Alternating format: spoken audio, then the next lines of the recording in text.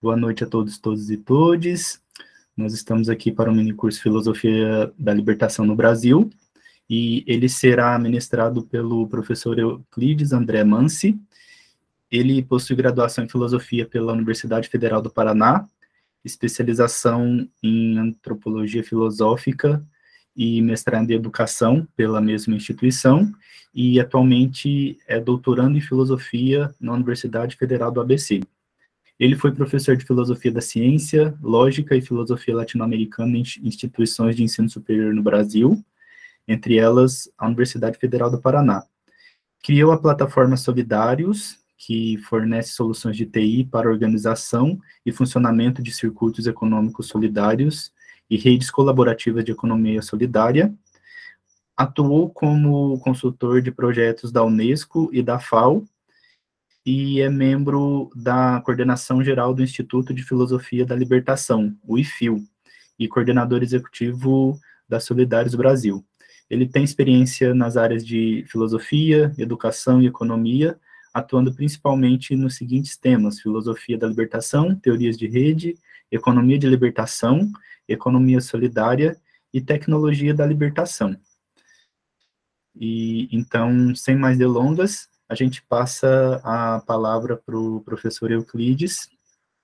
Seja bem-vindo, professor Euclides. Boa noite a todos, todas, todos. Obrigado, Breno, aí pela introdução, pelo convite, né, feito pela FIO Brasil para esse mini curso. E é uma alegria muito grande para mim estar com vocês presentes aqui, né? Várias pessoas eu conheço, outras eu não conheço. Então é uma alegria rever as pessoas que a gente já tem, não é, contatos anteriores, ao mesmo tempo a oportunidade de construir novos vínculos, novos intercâmbios, isso tudo é muito bacana. Nós vamos fazer esses 3 encontros para abordar a filosofia da libertação no Brasil. E a ideia dessa reflexão será a de recuperar uma certa abordagem que é bastante própria do pensamento dessa filosofia aqui no Brasil, mas que não teve, digamos assim, uma maior projeção fora do país, né? A exceção, é claro, da primeira parte, que é a elaboração do Paulo Freire, mas a abordagem que eu vou tentar desenvolver aqui com vocês, ela explora a relação entre linguagem, comunicação, conhecimento, praxis de libertação, praxis de dominação. E como é que dentro dessa abordagem, dentro dessa reflexão, vários momentos vão se constituindo até um determinado momento que nós temos o que nós podemos chamar aqui de uma passagem do que seria a inicial virada linguística para uma virada semiótica, que nos dá a condição de entrar num outro mundo de reflexões que tem a ver com todas as formas de produção de subjetividades imaginárias, de utopias, de jogos de poder, enfim, uma série de outras questões que podem ser bastante aprofundadas do ponto de vista filosófico e que a gente vai ter a oportunidade de introduzir aqui o debate nesses 3 encontros que a gente vai fazer. Então, quem me conhece sabe que normalmente eu faço umas exposições assim muito sistemáticas, com todas as passagens, etc. E hoje, dessa vez, eu vou fazer algo um pouco diferente, eu vou tentar aproveitar mais essa síntese geral e depois com a interlocução com vocês, aprofundando aí os temas que são do interesse de vocês. Mas o fato é que, então, a gente tem uma sistematização já desse material, está nesse livro aqui, que eu acho que vocês já ouviram, né, que foi divulgado aí pela FIO, Filosofia da Libertação, Histórico, Vertentes, Críticas e Perspectivas. Como as passagens que eu vou citar, elas estão colocadas aqui nesse livro, eu não vou ter o cuidado, assim, de estar citando quais são os lugares e as coisas, porque depois vocês podem aí recuperar essas elaborações a partir das páginas aqui do livro, da referência bibliográfica, que está tudo aqui, que é para onde eu remeto aí a pesquisa de vocês, para que vocês possam aí se aprofundar e contextualizar o conjunto da reflexão que a gente vai fazer aqui. Bom, então, nós iniciamos aqui, nesse primeiro dia, né, retomando um ponto de partida de toda essa reflexão da filosofia da libertação em nosso país, que começa, né, digamos assim, na nossa recuperação aqui, com o Paulo Freire. É claro que se fôssemos usar uma outra abordagem metodológica, poderíamos dizer que onde há uma prática de libertação, ali existe um pensamento de libertação também, e seria possível formular, sistematizar um pensamento de libertação, os filosofemas presentes, uma filosofia de libertação a partir das lutas de libertação, e a gente poderia voltar lá nas origens, né, das comunidades originárias do nosso país, e depois o processo da colonização, etc. Mas o que eu quero recuperar aqui é esse momento recente, a partir mesmo da sistematização dessa filosofia aqui nos anos 70, a partir da elaboração dos anos 60, e a gente vai começar então essa reflexão com o Paulo Freire. O tema do Paulo Freire, a linguagem na elaboração do Paulo Freire é essencial. Embora a gente normalmente pense o Paulo Freire numa perspectiva pedagógica, o Paulo Freire tem uma elaboração filosófica que, de certo modo, está difusa na obra dele, mas que a gente pode recolher e sistematizar, e esse trabalho eu fiz uma parte desse livro, não é? Mas há uma passagem do Paulo Freire em que ele diz o seguinte, estou lá no livro, na página 37. Comecei a estudar gramática porque adorava os problemas da linguagem. Eu estudava filosofia da linguagem, por conta própria, preparando-me aos 18 ou 19 anos para entender o estruturalismo e a linguística. Comecei, então, a ensinar gramática portuguesa com amor pela linguagem e pela filosofia, e com a intuição de que deveria compreender as expectativas dos estudantes e fazê-los participar do diálogo.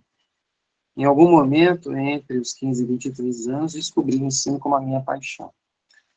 Bom, então, essa passagem aqui nos dá a porta de entrada do Freire nessa discussão. Qual é a porta de entrada do Freire? A filosofia da linguagem, a linguística, a necessidade de entender a comunicação para a interlocução com o outro, né?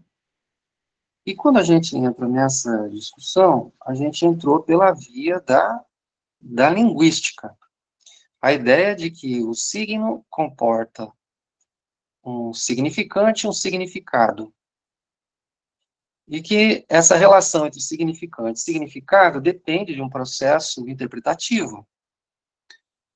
Tanto aquele que expressa, escolhe na sua expressão os termos na composição das suas frases que melhor são capazes de expressar o que ele quer significar, como, por outro lado, quem recebe a comunicação necessita decodificar esses elementos para compreender aquilo que está sendo dito, porque, do contrário, não há comunicação.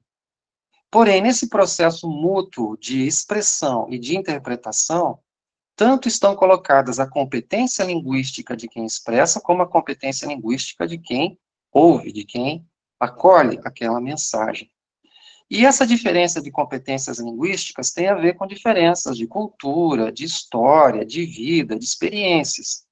De modo tal que o processo da comunicação, ele tem uma complexidade imensa, porque requer não apenas uma atenção no sentido de poder interpretar o que o outro me diz, mas uma necessidade de me descentrar da minha própria interpretação para conseguir aceder ao que o outro quer dizer a partir do seu lugar, da sua linguagem. Então, essa é a porta de entrada do Freire, tá certo? O que ele quer no processo da educação, conseguir um diálogo em que ele seja capaz de entender o que os alunos estão dizendo a ele. E, por outro lado, encontrar uma forma de comunicar da melhor maneira aquilo que ele quer dizer. E nesse processo de reflexão, o Freire vai aprofundando sua compreensão da dimensão da expressão da verdade pela linguagem. Uma obra importante que eu vou fazer referência muito rápida aqui é esse livro, Os Princípios da Ciência, do Eduardo Nicol, que nessa outra obra aqui que eu apresentei no início está bem sistematizado, mas o Nicol aponta 3 elementos chaves aqui do processo, não do conhecimento, mediado pela linguagem, e esse é o tema-chave aqui do Freire, e que a gente vai ter que explorar bastante aqui, e é o que eu vou fazer aqui nesses 3 dias com vocês. A linguagem, ela está mediando, portanto, esse conhecimento, e ela permite a expressão de uma verdade. Essa é a dimensão apofântica da linguagem, a capacidade de ser usada para expressar a realidade, a verdade sobre alguma coisa. Mas essa linguagem que é capaz de expressar a verdade de alguma coisa, ela não existia antes dos seres humanos, tá certo? Então, antes da nossa espécie humana, não havia a linguagem humana. E, portanto, essa linguagem é uma linguagem que é fruto da produção humana. Os seres humanos produzem linguagem. Então, há uma dimensão poética. A linguagem, ela é um produto transformado ao longo, de toda a humanidade, gerações e gerações, e as palavras vão sendo criadas, os significados vão sendo explicitados a partir delas, elas vão ganhando novas funcionalidades, elas vão sendo ressignificadas, mas a linguagem é fruto das comunidades humanas. E aí entra a questão-chave, que é a terceira função, ou terceira característica essencial da linguagem, dentro dessa abordagem que o Freire recupera do Nicol, e faz a crítica ao Nicol, porque o Nicol tem uma fundamentação para a verdade, e o Freire vai para um outro caminho. Mas a terceira condição é a dimensão dialógica da linguagem.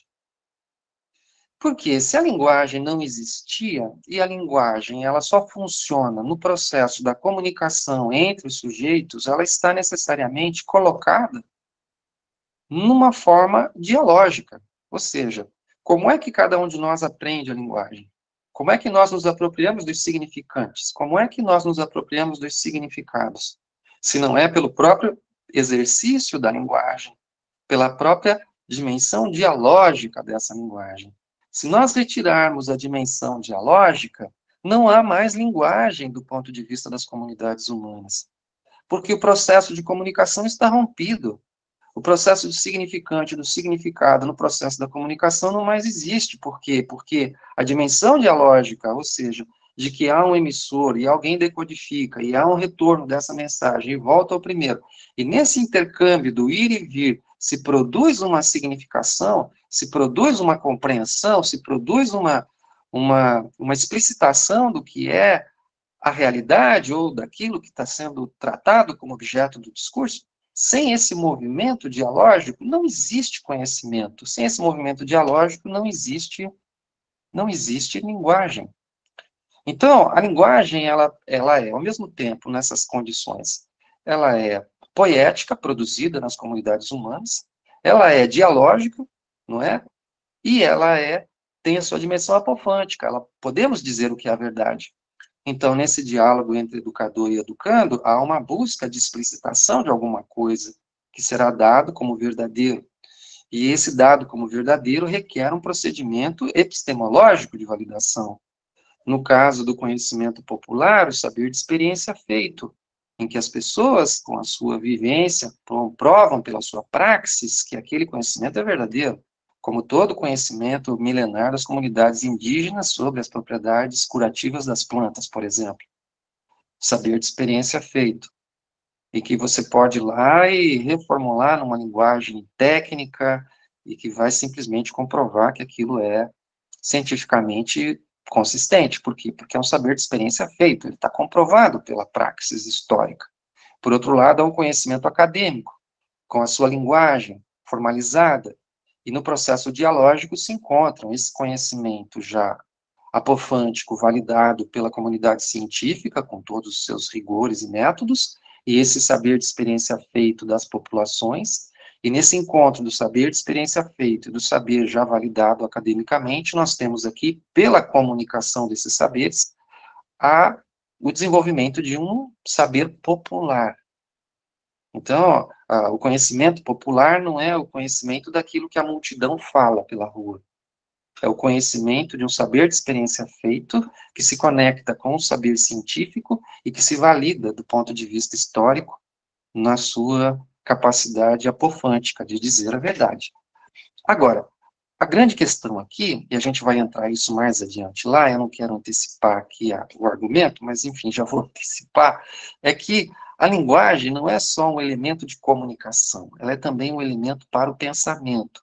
E isso daqui é que é um aspecto que a gente vai ver lá na frente, como vai provocar a virada aqui no Brasil, na filosofia da libertação desenvolvida aqui no Brasil, entre o que foi aquela virada inicial da linguística para uma virada posterior para a semiótica.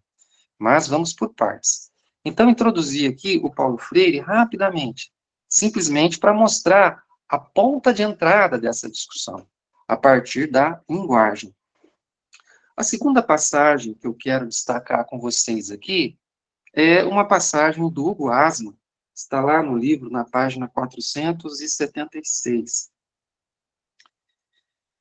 Onde o Hugo Asman, né, vocês sabem, o Hugo Asman, né, um dos originadores da filosofia da libertação na América Latina, né, ele esteve naquele grupo inicial ali de autores que formulou esse conceito e participando ali na Argentina com outros teóricos, na América Latina, né, encontros com outros autores também, né, mas o Hugo Asman, ele teve um papel importantíssimo, não só na filosofia da libertação, mas também num outro campo, que foi a teologia da libertação. Ele foi um dos primeiros que sistematizou as condições de passagem do que seria uma teologia da revolução para uma teologia da libertação. Então, o Hugo Asman, na verdade, teve um trabalho epistemológico importante também nessa outra área do conhecimento.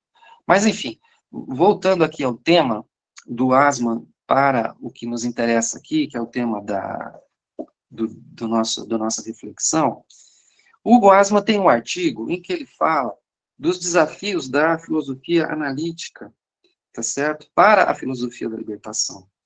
Filosofia da analítica é um campo aí da filosofia da linguagem. Então ele diz assim, uma citação aqui de uma passagem dele: já é hora de superar o falso dilema entre o pensamento calculante e o pensamento reflexivo e interpretativo, porque o segundo se tornou historicamente débil quando não assume, ao menos em parte, a forma do primeiro. Então, a filosofia analítica tem essa capacidade de trabalhar do ponto de vista das estruturas lógicas e as funções de verdade, etc., mas, por outro lado, também há uma abordagem que é capaz de trabalhar com uma filosofia considerando o uso ordinário da linguagem, o uso cotidiano da linguagem, mas o emprego das palavras e o que isso implica do ponto de vista da praxis concreta é o essencial aqui, no que o Asman está dizendo. A razão instrumental, embora denunciada como indevidamente prepotente em sua expansão, incapaz de refletir com seus próprios instrumentos sobre os seus pressupostos éticos e políticos, insiste em criar e impor os códigos nos quais se expressa o saber científico. O que é necessário tomar em conta é que a relevância do discurso no plano do saber científico assumiu uma forma operacional que obedece à razão instrumental e exige que a sua instrumentalidade seja considerada comunicativa do saber. É neste contexto, suspeitamos, que prospera a filosofia analítica. Então, mais adiante, ele vai nos dizer da necessidade de que os filósofos da libertação, de algum modo, sejam capazes de se apropriar dessa técnica de análise da linguagem para poder analisar em que medida aqueles discursos têm ou não têm uma capacidade concreta de integração com a transformação da realidade. Porque, do contrário, ficam discursos que falam da libertação de forma genérica, mas que, do ponto de vista operativo, do ponto de vista histórico, do ponto de vista de explicitar as contradições da realidade, Do ponto de vista da transformação da realidade, eles não funcionam, porque, na verdade, não dão conta da realidade como tal. Uma segunda passagem aqui do Hugo Asman, que nós temos aqui na página 478, diz justamente isso. Então, ele vai dizer: as linguagens se tornam relevantes quando não descuidam a sua pragmática. Como elas operam na prática, os efeitos práticos que elas provocam. Linguagens significativas são as que se movem no reino dos usos concretos das palavras. Por isso, a dimensão instrumental das linguagens, embora se sinta muitas vezes tentada a declarar-se representante do todo da racionalidade, é a forma histórica da razão. Assumir essa dimensão instrumental do discurso é o desafio que se lança a filosofia analítica, que nos lança a filosofia analítica. Então, os filósofos da libertação são chamados a aprofundarem a análise crítica sobre o exercício da linguagem, em que medida essa linguagem efetivamente ela contribui para a praxis da transformação histórica real. E é interessante entender o contexto disso tudo. Por quê? Porque há todo um debate metafísico feito nessa filosofia da libertação na América Latina inteira e por aí vai, falando, né, da alteridade, da exterioridade. Uma hora isso é uma coisa, outra hora é outra. E por fim, pode não estar adequado a servir de instrumento real de libertação, entendem? Eu não sei se eu consigo explicar aqui o que o Asman está querendo dizer. O Asman introduz o tema da corporeidade, por exemplo. Não dá para falar de uma alteridade metafísica, como se ela não tivesse um corpo. Não dá para falar de uma comunidade como alteridade ou exterioridade sem considerar suas relações econômicas, de poder, de conhecimento, a sua praxis histórica que está ali. Então, esses elementos materiais, esses elementos históricos, esses elementos da praxis, eles são condição necessária para que a gente consiga situar o problema próprio da libertação. Porque, do contrário, corremos o risco de fazer um diálogo, uma discussão toda sobre a libertação que paira sobre a realidade e que não nos dá base de entender o que a gente tem que fazer na situação de conflito. Quando você está diante de um fascista, qual é a sua atitude do ponto de vista ético? E como é que você entra num processo de comunicação dialógica com ele, se ele não tem comunicação dialógica contigo? Não é? E como é que a sua ética da libertação se coloca nesse contexto? Qual é a sua atitude frente à alteridade? É a de quem tem que depor o seu poder frente à alteridade para prestar a ela um serviço? Qual é a sua atitude? Entende? Eu estou levantando um questionamento sobre a operatividade da linguagem. Quando a linguagem fica pairando sobre a realidade e não é capaz de se entroncar a ela efetivamente, nós temos um problema. Porque ao invés dela contribuir para um processo de libertação, talvez, e isso é a necessidade da reflexão crítica, ela pode se tornar ineficaz para isso, pode pretender alcançar isso, mas não ser capaz de nos levar a isso, tá certo? Então, aqui, só para introduzir o problema, tá? E como é que isso vai ganhando corpo na nossa reflexão aqui no Brasil. Então, a gente tem o Paulo Freire introduzindo todo o tema da comunicação, significante, significado, a dialógica, a comunicação, etc. Por outro lado, o Hugo Asman nos dizendo, temos que aprofundar esse tema, porque não podemos pairar numa linguagem que fica genericamente, não é, interpretada, mas que quando chega no momento do conflito, falando de comunidades, mas quando chega no momento de entender o conflito da exploração, da expropriação, da espoliação, da dominação, das formas de opressão, essa linguagem se torna incapaz de nos municiar dos elementos necessários para a crítica real daquela prática de dominação, tá certo? Então, dentro dessa linha de aprofundamento da linguagem, a gente tem também a elaboração aqui no Brasil do Círio Velasco, né? uruguaio, mais radicado aqui no Brasil há tantos anos, e a gente pode dizer que elabora dentro do nosso contexto da realidade brasileira, tá certo? Mas aqui temos também algumas passagens dele aqui que vão nessa perspectiva. O Círio Velasco vai justamente tentar utilizar os recursos da filosofia da linguagem para dar uma concretude, num certo momento, àquela abordagem metafísica, de uma ética metafísica que não tinha essa capacidade de chegar a essa operatividade que o Asman solicitava que a filosofia entre nós deveria ter. Então, o que diz o Círio Velasco? Está lá no livro, na página 480. Então, ele diz o seguinte: envolta em véus metafísicos e nunca explorada a partir da lógica da linguagem ordinária, que é o domínio onde podem e devem ser esclarecidos esses dois itens capitais. Letra A. Como o outro oprimido pode fazer da expressão sou o ser humano uma exigência de justiça? Letra B. Como seu interlocutor pode entendê-lo e interpretá-lo?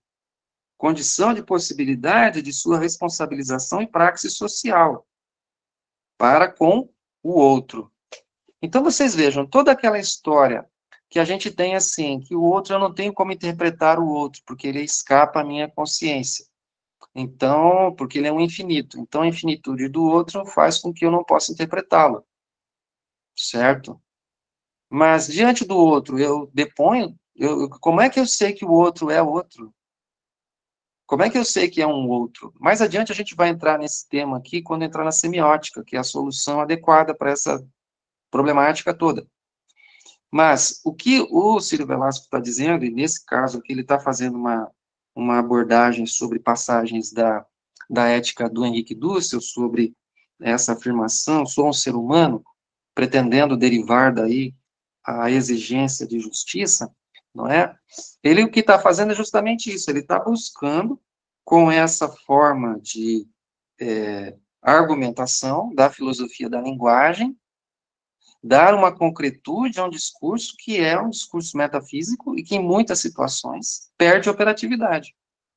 Não serve mais para dar conta daquela situação.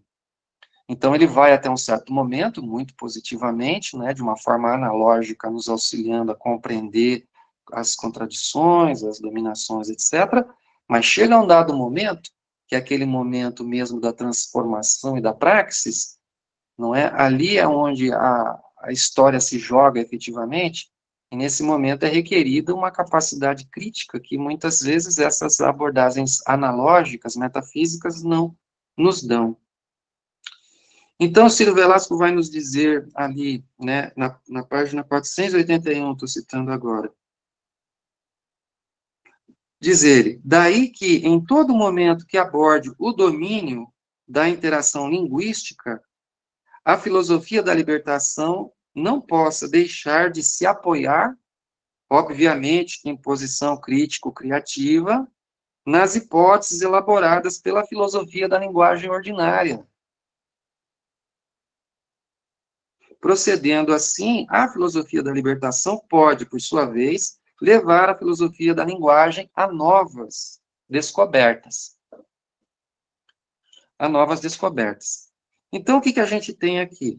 A gente tem uma abordagem que começa no Freire, com a linguagem, o Asman falando da necessidade de aprofundamento da reflexão da linguagem do ponto de vista da praxis de libertação, e o Círio Velasco buscando, na verdade, fazer isso, usando o instrumental da filosofia da linguagem para dar precisão a passagens de uma filosofia metafísica que, em determinados momentos, joga dentro de uma situação que nos leva a uma certa ambiguidade. E isso não é reprisar alguma crítica mal formulada lá nas origens dos anos 70, não, de forma alguma.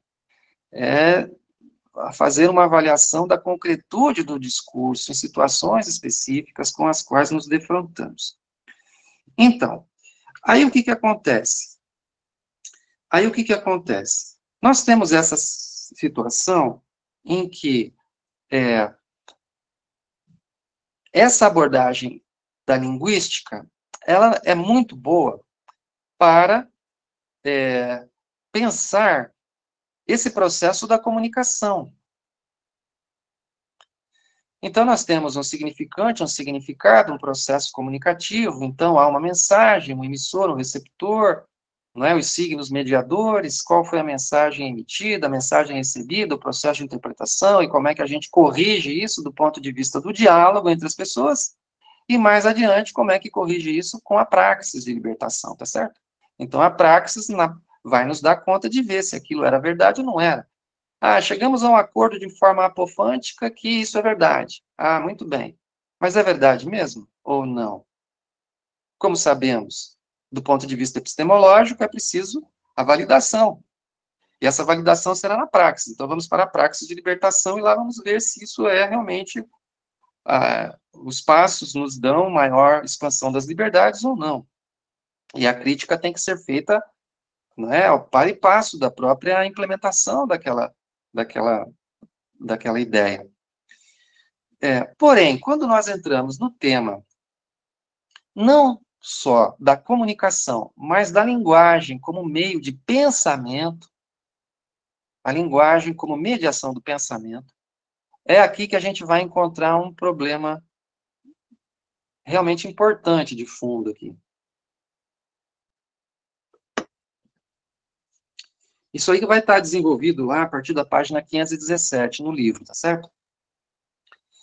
Então, o que acontece aqui?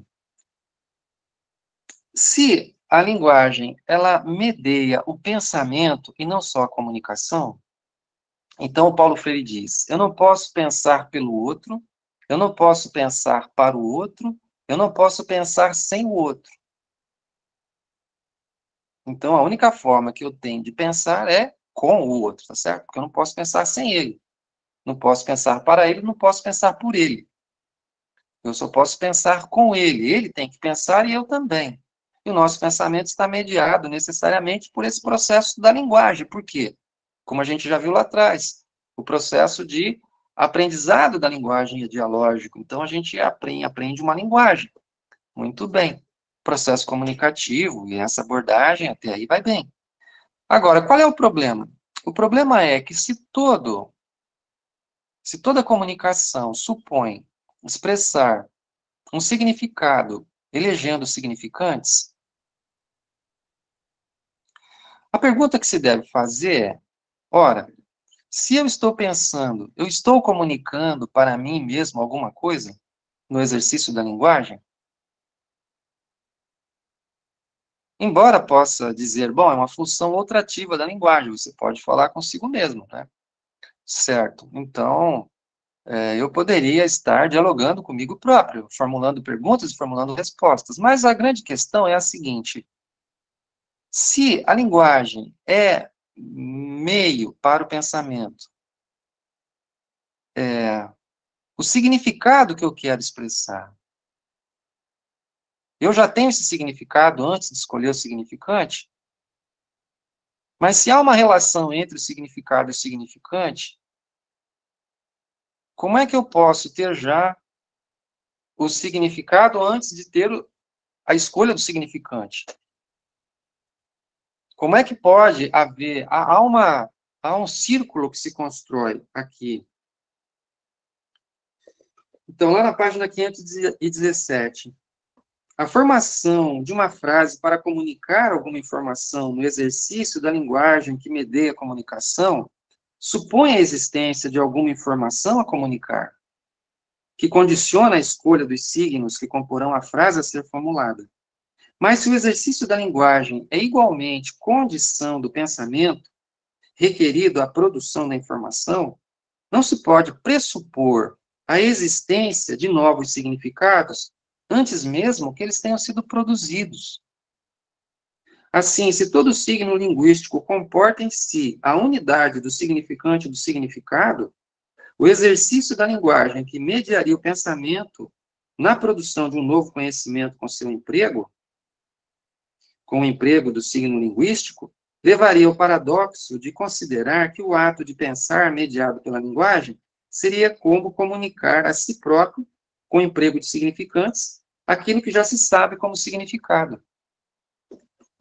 Então, a pergunta que vai aparecer aqui é a seguinte: bom, então, na verdade, se a linguagem é um elemento essencial, a linguagem simbólica, né, para o pensamento, mas é possível pensar sem linguagem? É possível que a gente seja capaz de produzir nexos e sentidos sem o emprego da linguagem? Porque, do contrário, como é que você vai escolher o significante? Você já tem que ter um significado.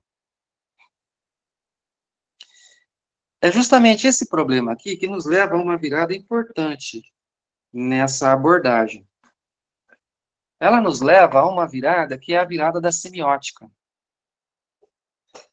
Diferentemente da linguística, que vai trabalhar com o regime de signos simbólicos, portanto, esses signos que são arbitrários, porque há, na verdade, um acordo comunicativo para a eleição deles na comunidade, a semiótica vai tratar de diferentes regimes de signos, havendo, portanto, signos que são signos indiciais, que fazem parte do próprio objeto, signos que são icônicos, que têm similaridade com o seu objeto, e signos simbólicos, que são esses signos convencionados, que permitem, portanto, à comunidade eleger os signos a partir dos quais ela vai comunicar, as pessoas se comunicam. Qual é a importância disso, do ponto de vista dessa problemática? Como eu sei que estou diante de uma alteridade? É pela palavra? Ou eu tenho signos indiciais que eu posso recolher da presença dessa pessoa diante de mim, a partir dos quais, independentemente da palavra, eu posso reconhecê-la como alteridade? Aquilo que ela me diz, eu devo ter uma fé antropológica na palavra do outro, porque é proferida de uma outra pessoa, de um outro mundo, de uma outra história? Ou eu tenho condição de fazer uma análise de signos indiciais a partir dos quais eu avalio em que medida essa palavra corresponde ou não a ações concretas que estão sendo realizadas, pretéritas ou presentes pelo próprio sujeito? Eu tenho que depor o meu poder diante do outro que me interpela, ou não devo depor o meu poder, porque a interpelação pode ser uma interpelação autoritária? E como saberia eu que é autoritária se eu não produzir um conjunto de significantes e significados a partir de uma experiência histórica daquilo que não é a alteridade em si, mas um contexto no qual ela se encontra, que não é ela em si, mas pelas coisas que ela faz, que não é ela em si, mas pelas relações que ela mantém com outros que não são ela. Então, aqui a gente entra num outro patamar de reflexões. Nós temos aqui, agora, que considerar os interpretantes energéticos da interpretação. Não é só um significado lógico que vai ser recebido da palavra, mas há uma reação corporal, há uma reação energética desse organismo que recebe a comunicação, há uma reação emocional desse sujeito, e não é só lógica, e haverá também uma reação lógica, no sentido de formalizar isso em termos que podem ser comunicados do ponto de vista da linguagem natural, não é? Então, nós temos aqui agora um outro horizonte para tentar interpretar em que medida uma praxis, ela é uma praxis libertadora ou não, pensando o pensamento e a praxis, porque não há praxis sem pensamento, mas o pensamento, ele está para além da linguagem, ele é mediado por ela, mas há um conjunto de outras relações que essa subjetividade tem, que não podem ser simplesmente reduzidos a um processo comunicativo. Então, nós entramos aqui no plano das semióticas. Isso aqui a gente vai trabalhar melhor amanhã, depois de amanhã, mas aqui a gente está só introduzindo, e eu já falei aqui 1h18, e eu quero interromper para a gente poder conversar um pouco, né, sobre isso. mas eu queria introduzir, então, essa passagem aqui, para vocês entenderem um veio de reflexões aqui. Através dessa discussão da semiótica, para onde é que nós vamos? Para pensar as subjetividades. Então, por exemplo, a praxis de libertação e as subjetividades. A praxis de libertação, os imaginários, as utopias, tá certo? Esses engajamentos subjetivos, as semióticas do capital e o processo de produção das subjetividades. As subjetividades não são um ente metafísico. As subjetividades são produzidas historicamente, do ponto de vista dos fluxos materiais, dos fluxos de poder, dos fluxos de conhecimento, dos agenciamentos de desejos, de afetos, de paixões, de tudo isso. Então, há um processo de produção das subjetividades, as semióticas do capital produzindo subjetividades. A forma como a praxis de libertação tem que lidar com essas semióticas, considerando todas as diferentes dimensões emocionais, energéticas, lógicas e as diferentes formas de interação que os sujeitos têm com essas semioses. Aqui entram temas, por exemplo, o que é a realidade? Não é? A gente tem condição de lidar com essa realidade objetiva, com uma realidade virtual, com uma realidade aumentada, com uma realidade de metaverso, com diferentes camadas de realidade que se conectam entre si, com fluxos de valores que se produzem nesses diferentes níveis de camadas de realidade. Há todo um mundo de economia, política, há todo um mundo de filosofia perpassando tudo isso. E não dá para simplesmente tratar disso tudo sem levar em conta todo esse acúmulo da semiótica e desse instrumental analítico da linguagem, tá certo? Então, eu vou fechar por aqui, vou pedir para o Breno coordenar aí as questões que vocês queiram levantar, sabendo que isso aqui é uma introdução muito geral, viu, gente? Eu não estou aqui fazendo um detalhamento, estou só introduzindo o problema, né?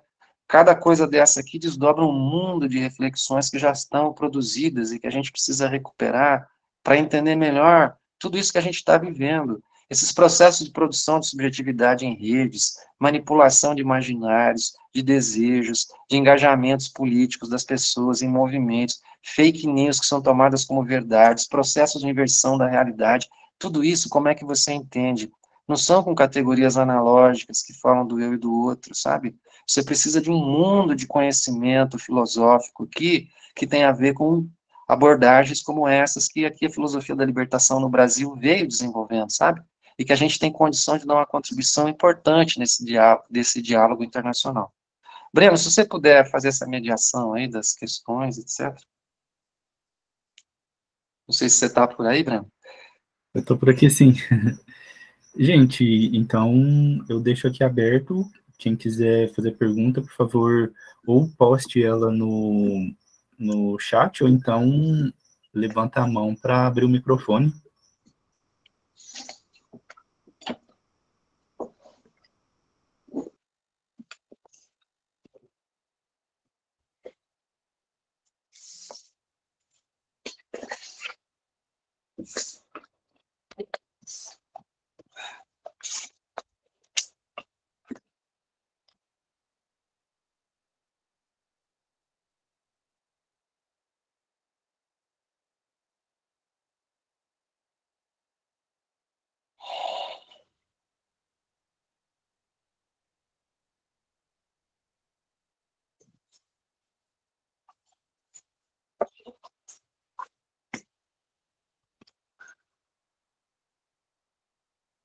Então, por favor, Marcos.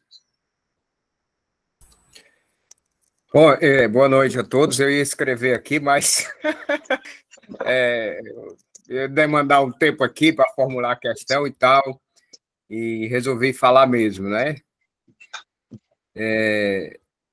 Embora a filosofia da libertação seja algo muito introdutório para mim, e, do meu ponto de vista, muito importante, e desde que eu tomei algum conhecimento sobre, eu já manifesto o meu interesse em relação, e eu acho que o professor colocou questões muito relevantes aí, em relação à questão da subjetividade e objetividade, a objetividade a partir, né, do pensamento filosófico freiriano. E Paulo Freire também, eu acho que é um pensador muito importante, eu também tenho muito interesse, mas a minha questão seria mais um pouco, como é introdutório também, seria mais um pouco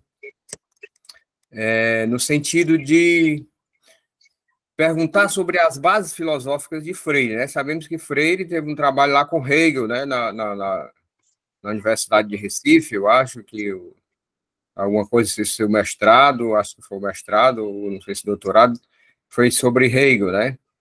E sabemos também que pelo pensamento educacional que ele desenvolveu no Brasil, tem uma proximidade com Marx. Então, a minha pergunta seria, quais são as bases filosóficas de Freire em relação a esse mundo, digamos assim, nessa linguagem acadêmica sobre filosofia?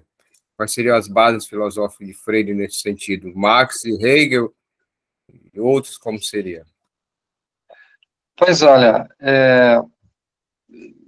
nós teríamos que fazer aí um levantamento, assim, bem detalhado dessas remissões, não é, nos trabalhos aí do Paulo Freire, tá certo? Para poder garimpar esses autores, assim. Pela leitura que eu tenho do Freire, a gente percebe que ele tem uma influência muito grande da dialética do Marx, mas também de outras abordagens, né, que eram bastante peculiares a uma certa tradição cristã, né, abordagens personalistas, né, que colocam a pessoa humana, né, o sujeito, na centralidade da, de qualquer solução que se venha a dar para qualquer tipo de questão, né. Mas a gente vê no Freire influências importantes do Frantz Fanon, particularmente a ideia da consciência do colonizado. Eu acho que essa é uma influência importantíssima no Freire. A ideia de que há um processo de dominação e o oprimido acaba incorporando a cultura do dominador dentro de si, e no final ele acaba reproduzindo também essa cultura do dominador, então é necessário haver uma extrojeção dessa dominação, e essa elaboração toda, ela na sua origem, ela está no Frantz Fanon. Então eu entendo que o Frantz Fanon é um autor, assim, importantíssimo para entender a própria ideia de conscientização no Freire, né. O tema da linguagem, tem uma passagem de Marx que é bastante sugestiva, em que, fazendo a crítica a Hegel, da linguagem como esse espaço da universalidade, não é, da cultura, e o Marx fala da materialidade da linguagem, né, dos sons, da vibração das palavras, e de como essa materialidade é condição para que a própria linguagem possa existir como forma de expressão do pensamento, né. Então, aqui são elementos também que eu destacaria para esse entendimento da linguagem no Freire. Aqui também, essa obra que eu citei antes aqui, do Eduardo Nicol, ela deixa marcas também no pensamento do Freire, embora a gente veja isso mais ali em extensão ou comunicação, mas essa dimensão do conhecimento das estruturas verticais e horizontais, do ponto de vista histórico do conhecimento, como é que ele vai sendo transmitido e de como é que ele vai sendo reelaborado a cada época, são características importantes. Como eu citei o Nicol antes, eu acho que vale a pena destacar duas coisas aqui que são chaves nisso, né? A forma de validação do conhecimento no Nicol parte do pressuposto de que há uma comunidade universal de razão, que todos os seres humanos participando, portanto, da razão, têm a possibilidade de participar mesmo do processo de validação do conhecimento, né? E da crítica ao conhecimento, da sua validação. Então, há os procedimentos científicos, então a ênfase está na comunidade científica, né? A comunidade científica como o âmbito para a validação do conhecimento. Ela é requerida e é porque ela participa de uma mesma estrutura humana no exercício dessa linguagem, dessa razão, né? Porque esse logos aí é importante entender que linguagem, razão, logos e comunicação aqui está tudo junto, né? Não está separado e que, portanto, ela só pode ser epistemologicamente validada no seio de uma comunidade. E a comunidade científica joga esse papel. No caso do Freire, há uma relevância não nessa comunidade da razão, mas no processo da comunhão histórica dos oprimidos. E há uma diferença muito grande entre pensar comunidade e pensar comunhão. A comunhão tem a ver com o processo histórico de comunir, né? Embora o Freire não use esse verbo, eu reabilitei esse verbo latino, ele não existe nos dicionários, mas tem que existir, né?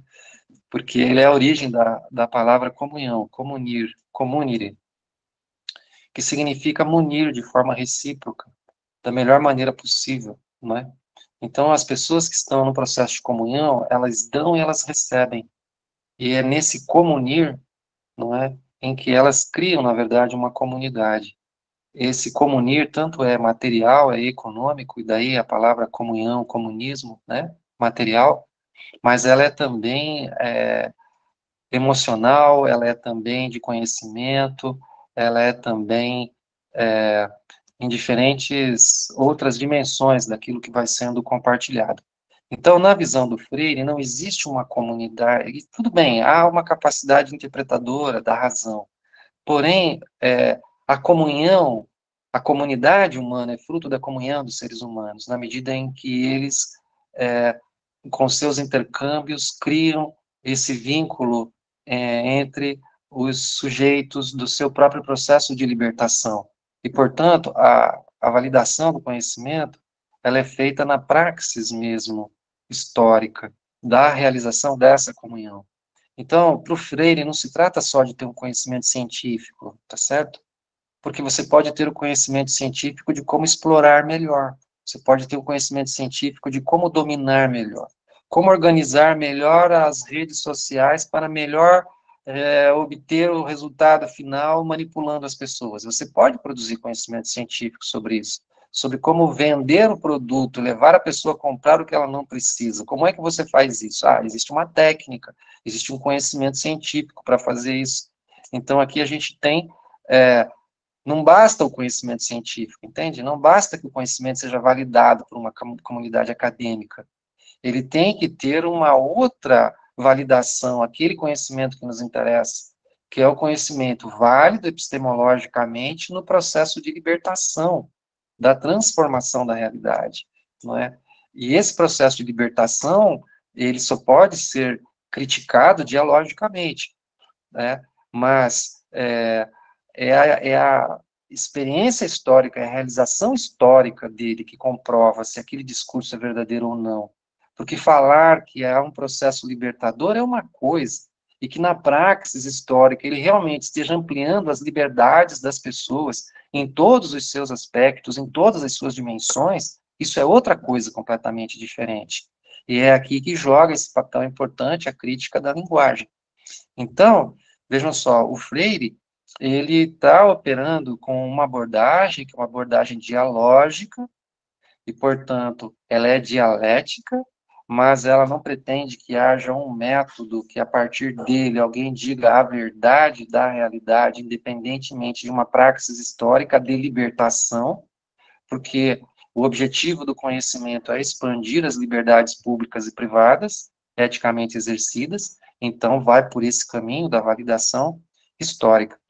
Agora, a pergunta inicial acerca aí das referências filosóficas, não é, do Paulo Freire, eu citei algumas referências, ele leu muitos autores, né, e incorporou muitos elementos de muitos autores, mas eu destacaria esses aí que eu citei como algumas que mais aparecem em alguns aspectos da elaboração dele, que é os aspectos que a gente está recuperando aqui, tá bom?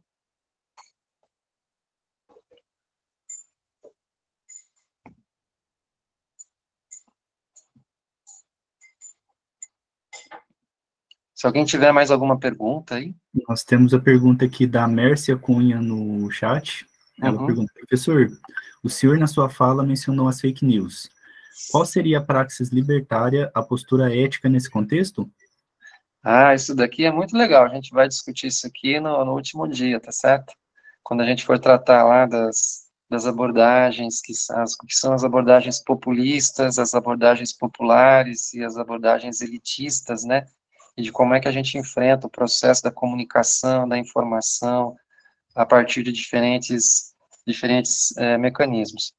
Esse tema das fake news aqui é algo que a gente ainda não se deu conta da gravidade disso. Parece que a gente já se deu conta. Nossa, a gente teve, desde do primeiro golpe que nós sofremos aqui, né, com a deposição da presidente Dilma, baseada naquela história de pedaladas fiscais, etc., e depois se comprova que ela foi inocentada disso, então não havia base alguma para um impeachment, né? Toda a sentença de condenação do Lula, e eu escrevi um livro sobre isso, né, Falácias de Moro, mostrando que ali também não havia base qualquer naquela sentença que permitisse a condenação do ex-presidente, do presidente Lula, e tanto é que, por fim, o julgamento foi anulado por outros motivos, mas o fato é que qualquer um que leia aquela sentença vê que aquilo também é aí o lawfare, né?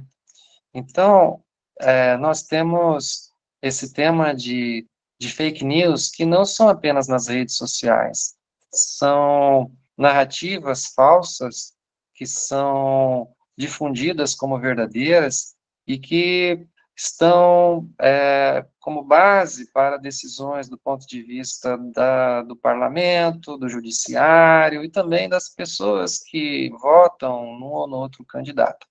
Então, o que que acontece aqui, né? Há toda uma técnica de produção de subjetividades, a gente vai analisar isso mais à frente, tá certo? Como é que esses imaginários são manipulados? Houve toda uma técnica bem desenvolvida aqui, de como é que você explora um conjunto de sentimentos mais ruins e negativos e canaliza tudo isso para alguns sujeitos, dizendo, olha, eles são responsáveis por isso, de modo tal que toda aquela repulsa que a pessoa tem fica canalizada a sujeitos, né? Tudo isso são técnicas de construir isso. Eu acho que eu não ia falar disso no curso, mas talvez eu até fale no último encontro. É, são, há um capítulo, né, do ideólogo desse grupo, de um livro dele, um capítulo que se chama Dos Cães de Pavlov ao Lava Rápido Cerebral.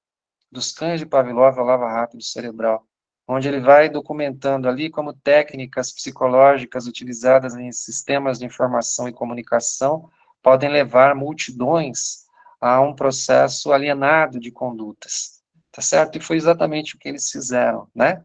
Eu não ia falar disso, mas acho que talvez valha a pena dar um toque sobre isso no último dia, tá certo? Inclusive, eu tenho um texto sobre isso que está lá no meu blog, se vocês quiserem abrir isso já, dá para ler lá, euclidesmancio.net. Então, ali tem um texto bem detalhado sobre isso, é só vocês procurarem ali, é um dos últimos ali, vocês vão encontrar, né, sobre o auto-engano na arte de argumentar, né? E esse é o tema que aparece ali. Mas essas fake news, elas são realmente um processo aqui de produção de subjetividades massivas em sistemas de rede, em que se utilizam robozinhos, né, de inteligência, que eram aqueles robozinhos tão precários, né, que simplesmente liam as mensagens e replicavam frases prontas, né.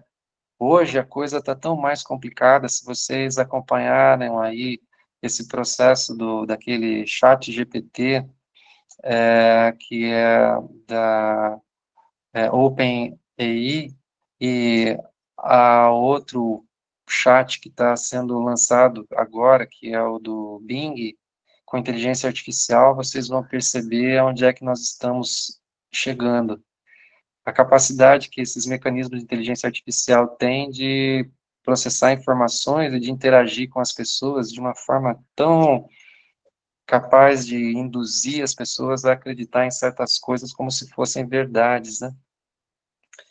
Isso tudo é muito complicado, mas a gente vai poder trabalhar isso aí no último dia também, né? Depois que a gente trabalhar esse tema da semiótica, que é condição para poder dar conta desses temas aí mais adiante, tá bom?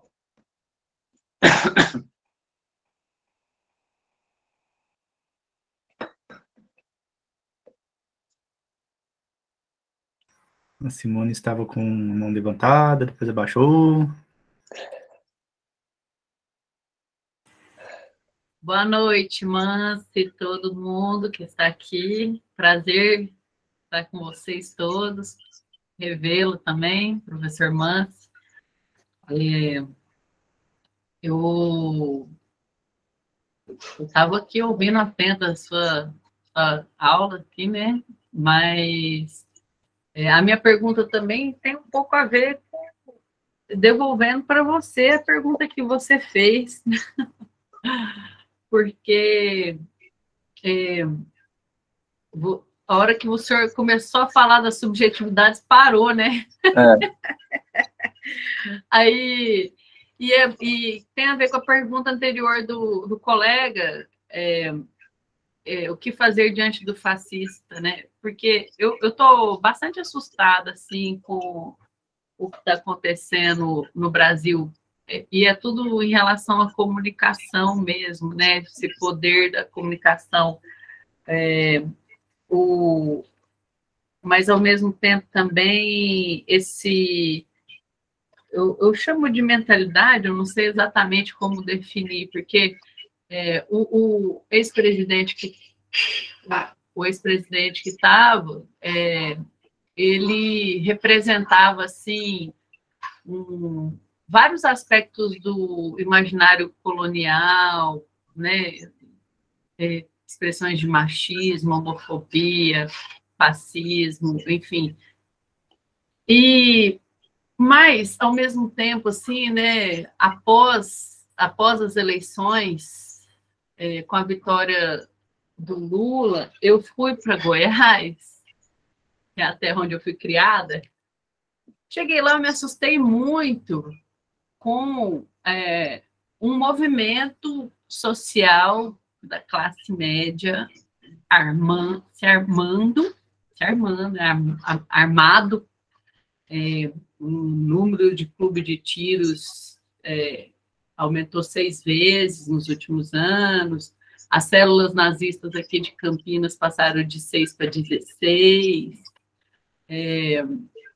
então, um movimento, toda aquela parte azul do mapa, né, aquele mapa vermelho e azul que estava, assim, na época da eleição, aquela parte azul, eu percebi, na verdade, que é um movimento social armado, fascista, nazista, inclusive, recitando o verso nazista. Então, assim,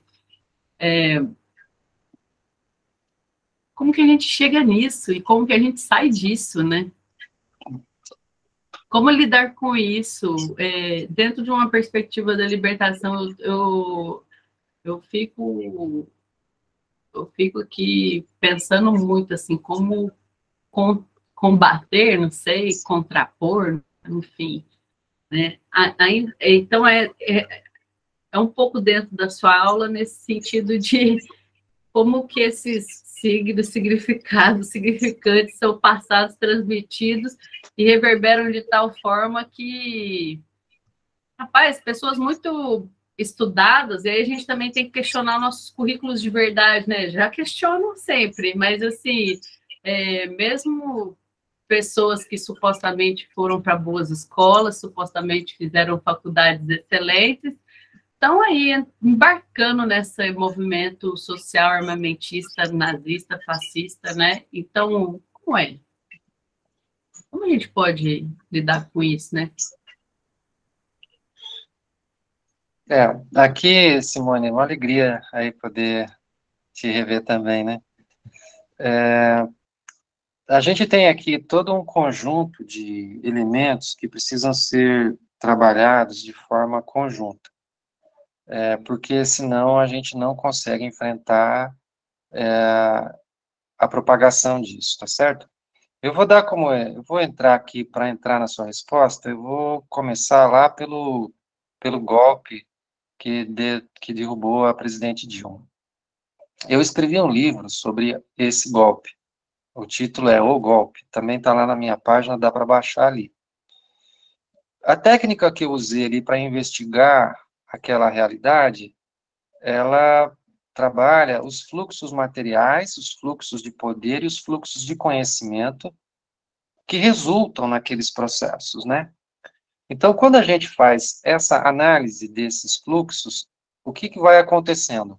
Nós vamos identificando os atores, porque são os fluxos que criam os atores. Isso aqui é uma noção de teoria de rede.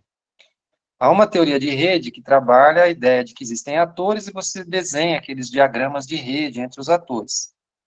Mas, se você pensar o processo histórico, aqueles atores, de onde eles vieram, como eles surgiram, né? Então, você tem um processo que faz com que esse ator exista dentro daquele conjunto de processos e depois, dependendo desses fluxos que fazem os atores surgirem, são os fluxos que permitem que eles se mantenham também. Se você conseguir cortar esses fluxos, esses atores desaparecem. Aquela configuração de rede, aquela capacidade de empoderamento coletivo também. Então, veja só, nesse livro, O Golpe, eu faço essa análise. Então, o que eu vou analisar lá? Então, os fluxos que ocorreram ali.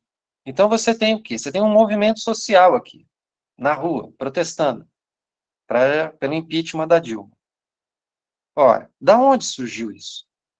Aí você começa a analisar. Tinha os movimentos lá que estavam dentro da internet, tá certo?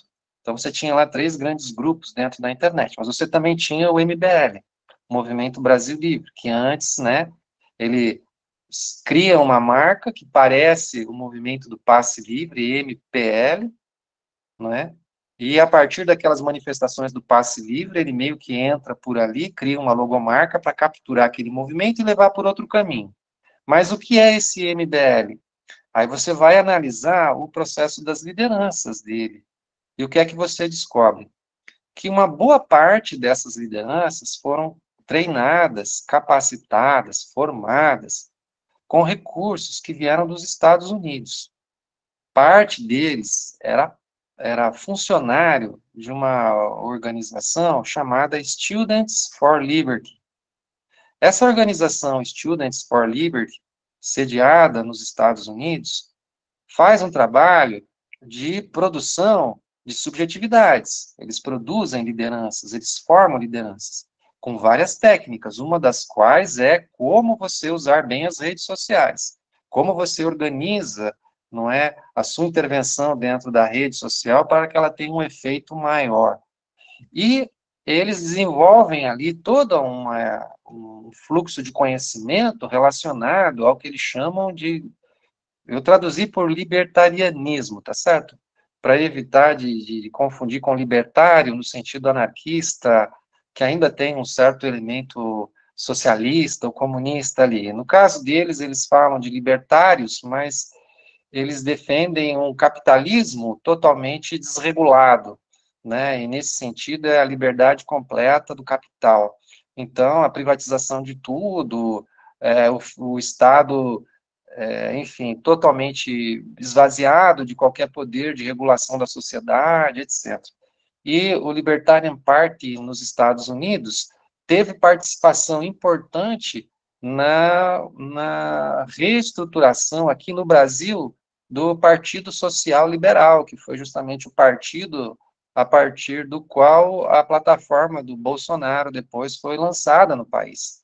Inclusive, num site dos Estados Unidos, você tem lá um artigo publicado num site do próprio Partido Libertariano, um artigo publicado dizendo como é que foi difícil conquistar o Partido Social Liberal aqui no Brasil, porque agora ele tivesse uma pauta libertariana, né?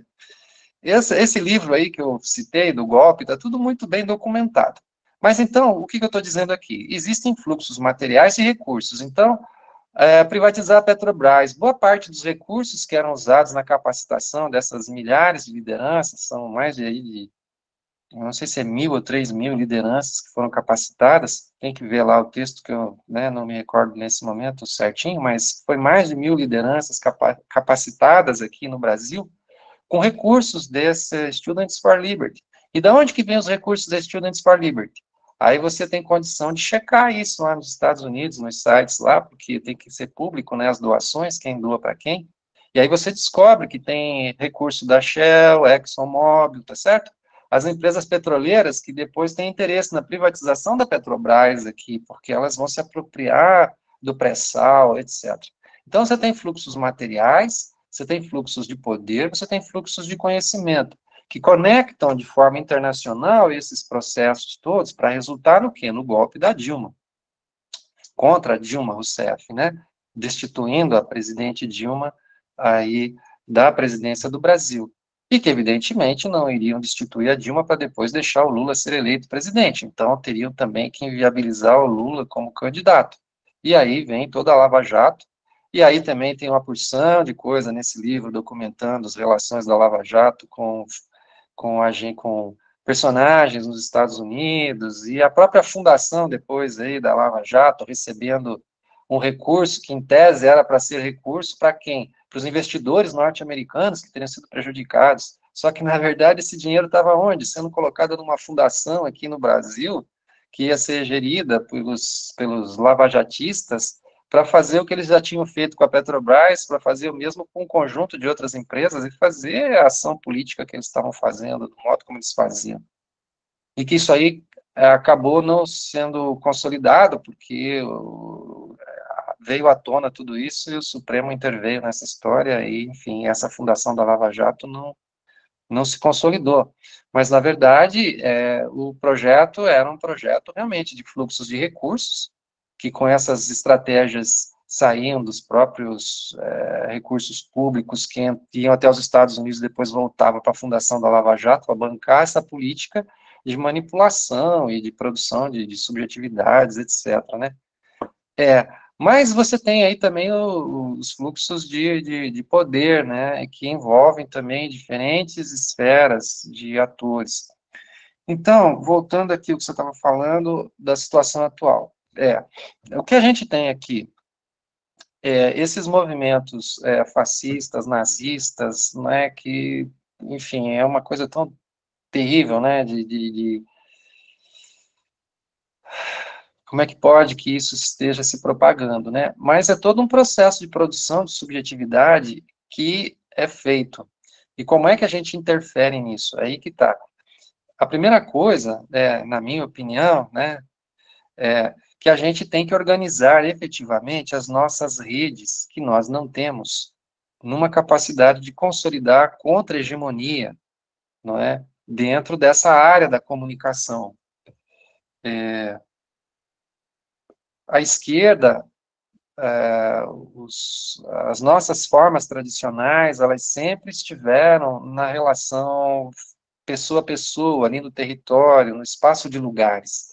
Então, a gente ia até a comunidade, a gente conversava com a pessoa, a gente estava ali junto, né, participando naqueles lugares, nos ambientes, etc. Como se diziam, né, os trabalhos de formiguinha, né, mas era aquele trabalho que era feito. Boa parte desse trabalho não se faz mais. E isso é um problema. Então, precisaria haver a recuperação disso. Por outro lado, isso não basta. Por quê? Porque, na verdade, essas redes sociais, elas permitem fazer aquele mesmo trabalho que se fazia ali, de reflexão, etc., só que eles não fazem aquele trabalho, eles fazem uma coisa diferente. Eu vou entrar nisso no outro dia, não vou introduzir isso agora aqui, porque eu quero organizar direitinho o argumento ali, mas lá nesse texto lá, que eu já citei lá, do auto-engano, vocês encontram ali essa argumentação toda de como é que se usam essas redes sociais para fazer esse processo de manipulação aí massiva, tá certo? Mas o que eles tinham feito ali? Então, basicamente, na campanha do Bolsonaro, eu detectei isso na primeira campanha, antes da eleição dele, tem um artigo meu que eu publiquei explicando isso. Você tem 3 níveis de rede, né? Uma centralizada, uma descentralizada e uma distribuída. Esse nível centralizado tem a ver com aquele núcleo pequeno mesmo, do central ali da campanha, mas que não é só aqui do Brasil, é o pessoal de fora também. Era o Bannon, era as forças norte-americanas lá, esse povo todo interessado no golpe aqui, que já tinham feito isso antes e que continuavam conectados, né? Então, eles estavam ali, naquele núcleo pequeno. Esse núcleo, na verdade, define as estratégias, por onde é que vão as coisas, a propagação, né, Aí vem o segundo nível. O segundo nível de rede é um nível bastante informatizado com robôs. Então, o que que acontece? Você tem, assim, uma infinidade de robôs, de bots. E esses bots estão conectados nas comunidades que estão lá, nas comunidades de redes sociais. Então, você vai ter esses bots conectados lá no Facebook, no Twitter, no Instagram, para toda parte. Então, onde tem uma comunidade ali, tem 1 ou 2 bots ali. Então, o que que acontece? Qual é o papel desse bot aqui? O papel dele, tanto é de fazer circular a informação que vem do nível primeiro para o nível da base. Então, você dispara no bot e o bot dispara para aquele conjunto de rede que está ali, mas é também fazer o processo inverso. E isso é que é o importante de entender desse negócio. É o processo inverso. Qual é o processo inverso?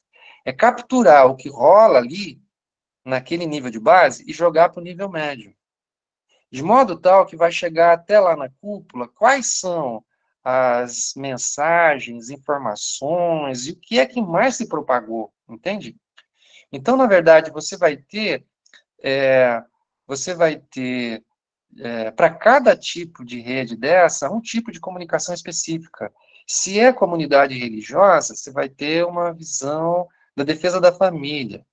Se é para o motoqueiro, você vai ter um outro negócio que não tem nada a ver com falar da família, mas que tem a ver com os lances lá, sabe? Se é o grupo das armas, é outro discurso, que eles não estão nada a ver com amor ao próximo, qualquer coisa assim que poderia ainda aparecer num discurso relacionado com as comunidades religiosas. Lá tem a ver com a defesa da sua liberdade, esteja armado e por aí vai. Então você tem um monte de discursos específicos que vão para comunidades específicas e que vão ajustando ali. Então não é um discurso genérico que vale para todo mundo. Cada um tem, na sua cabeça, uma visão diferente daquele mesmo sujeito lá, para quem ele está votando. Todos eles estão votando no mesmo número, só que na cabeça de cada um é diferente. Aqui eu estou votando num que diz assim, que eu tenho que matar mesmo o outro lá, entendeu? Eu tenho que matar mesmo. Por quê? Porque está violando minha liberdade, então eu vou matar. No outro aqui, não, eu estou votando nele porque não, porque ele defende a família, o amor, porque ele defende, sabe, Jesus. É por isso que eu estou votando nele. Então, para cada grupo, você tem uma, uma mensagem específica. E a grande esquizofrenia disso é que eles têm que conseguir gerar um discurso geral que, ao mesmo tempo, não contradiga uma coisa e não contradiga a outra. Então, por isso que você não afirma nada. Você sempre nega. Não, eu não disse isso, eu não falei aquilo, eu não isso, eu não aquilo. Tá certo? E eles é que estão errados. Então, eles ficam sempre o tempo todo criticando os outros, né? E, na verdade, com isso tudo, eles conseguem preservar a própria identidade manipulada, produzida por diferentes grupos. Então, isso é um aspecto desse movimento de fluxo de rede que eles usam. E a gente não tem, assim, muita conhecimento de como enfrentar essas coisas. Que tipo de estratégia a gente usa para conseguir fazer com que uma pessoa que foi abduzida, digamos assim, né? embora é, é, embora que abduction, né, é uma forma de raciocínio, como diria o Peirce, né, que é um raciocínio hipotético, né, formalmente usando o termo, tecnicamente usando, né, é uma forma de raciocínio por hipótese, né, mas o que a gente está usando aqui é no outro sentido, né, dessa Mas eu diria que era como se fosse lavagem cerebral mesmo, sei lá, uma coisa. O tema lavagem cerebral é uma expressão que tem também, assim, uma conotação de representação, né? Que tecnicamente pode não ajudar muito para fazer uma análise assim conceitual, mas é isso mesmo, né? Eu acho que esse texto eu vou citar assim aqui no último dia aqui aquele texto lá do, do lado de lá, de como é que eles imaginaram isso. Eu vou fazer isso sim. Eu vou fazer. Eu não ia fazer, mas eu vou fazer uma crítica desse fascismo e dos fundamentos dele e de como e explicitar como é que ele foi concebido ali dentro do núcleo duro lá desse grupo do Círculo Primeiro lá que decidiu uma estratégia que foi eficiente, né, levando isso aí avante no país. Mas enfim, eu acho que essa é uma coisa, a gente tem que ter essa capacidade de contra de se contrapor a isso, mas aqui tem então tem três coisas importantes, né? Uma é a dimensão emocional, e essa dimensão emocional é a mais difícil de ser trabalhada, porque todo esse movimento de manipulação de subjetividade tem a ver com ela. São formas de conectar as emoções das pessoas com certos signos, de modo tal a levar as pessoas a terem reações emocionais que elas não conseguem nem entender por que elas reagem emocionalmente de forma tão assim, diante de certos signos, tá certo? PT, Lula, MST, as pessoas têm um negócio assim dentro delas, é uma reação emocional que elas não, sabe, que elas não se dão conta. Algumas é de raiva, outras é de ódio, outras é de medo, de pavor, e tudo isso é produzido. Então a gente vai poder ver como é que eles produzem isso aí, e como é que a gente consegue desfazer isso, né? E isso é muito difícil, desfazer esse emocional, tá certo? Aí tem a parte que é a reação energética mesmo, né? Então, se a gente imagina que nem aquele uma pessoa, né, um brasileiro que pegou uma arma em casa, foi uma festa de aniversário para matar outra pessoa, o que leva o sujeito a fazer isso, né? Então, aqui a gente tem também um conjunto de elementos energéticos aí que a gente tem que entender que não é só a emoção, né? Tem uma ação que vem junto. Essa ação está movida por esses interpretantes energéticos que estão levando o sujeito àquilo. Então, esses interpretantes energéticos têm que ser abordados também. E os interpretantes lógicos. E aqui nos lógicos é mais fácil da gente entender como é que é feita a inversão entre o signo e o objeto. A gente vai ver isso também amanhã, né, quando tratar da realidade virtual, né, porque uma coisa é você ter um objeto e depois você tem um signo, e depois você tem os interpretantes. Então, o que acontece? Você tem três níveis: o objeto dinâmico, que gera o signo que entra em contato com essa subjetividade, e os interpretantes que são aplicados, energéticos, emocionais, lógicos, e pela mediação do signo, você se coloca numa atitude com respeito ao objeto. Isso é a semiótica normalmente compreendida. O que ocorre é que um signo pode ser objeto de outro signo, e um objeto pode ser signo de um outro signo. Então, o que acontece? Quando ocorre um fenômeno que é a inversão disso, é difundida uma narrativa de modo tal que aquele conteúdo final que foi sistematizado naquela narrativa é considerado como realidade. Então, aquilo passa a ser tomado como real. E aí o que acontece? Aqueles sujeitos que são reais, eles se tornam um signo agora, daquele objeto. Então, você tem uma coisa que é uma construção imaginária, que é tomada como verdadeira, e aí a gente entra no fenômeno técnico ali de realidade virtual. E, por outro lado, você tem pessoas que são de carne e osso, que já não são mais o objeto, elas são um signo do quê? Daquilo lá. Então, você fala assim, Lula, corrupção na Petrobras. Ele vira um signo, entende? Ou seja, quando você fala Lula, você vai para uma outra coisa, que não é ele, mas que é aquilo que foi produzido como sendo a realidade, acreditada como verdadeira, tá certo? Então você tem uma inversão. Essa inversão, ela é produzida há diferentes estratégias para produzir essa inversão, né? Nesse livro, no Filosofia da Libertação, né, que eu estou trabalhando com vocês, tem um capítulo em que eu mostro como essa técnica foi feita, isso já lá em 1989, tá certo? Não existia rede social, mas essa técnica já existia. Então eu mostro lá fazendo uma análise daquelas novelas da TV Globo, e na primeira campanha do PT, do Lula a presidente, você tinha duas novelas, uma novela que era a novela das 7, Que Rei Sou Eu, e você tinha a novela das 8, que era O Salvador da Pátria. E entre uma novela e outra você tinha um noticiário. Na novela das 7, você tinha O Reino de Avilã, em que havia muita corrupção, inflação, mas você tinha o caçador de marajás, você tinha os marajás ali, então o termo marajá é adotado, e na época a ideia do caçador de marajás era o signo que representava o Fernando Collor de Mello, que era um candidato da direita à eleição.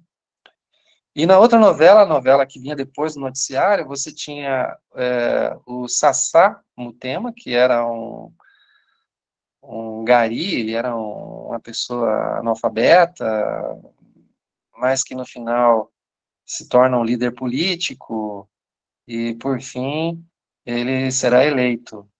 E daí ele faz um governo em que ele é manipulado pelo narcotráfico, ele não consegue nem saber o que ele está fazendo, porque ele está sendo usado. Então, entre uma novela e a outra, você tem o noticiário. E no noticiário você tem, do ponto de vista icônico, quem são os elementos. Collor de Mello, atleta, esbelto, etc., que se associa com o personagem da novela das 7, que era o espadachim atlético, esbelto, etc., que estava combatendo a corrupção. Ambos combatiam os marajás, e eles ali são capazes de mudar o reino de Avilã e fazer daquilo uma coisa boa. E, por outro lado, na outra novela da noite, você tem lá o Sassá Mutema, que vai se associar com o Lula, que ainda fala umas palavras erradas, que se envolve com o movimento social, e virou candidato, e que depois vai fazer um governo incompetente.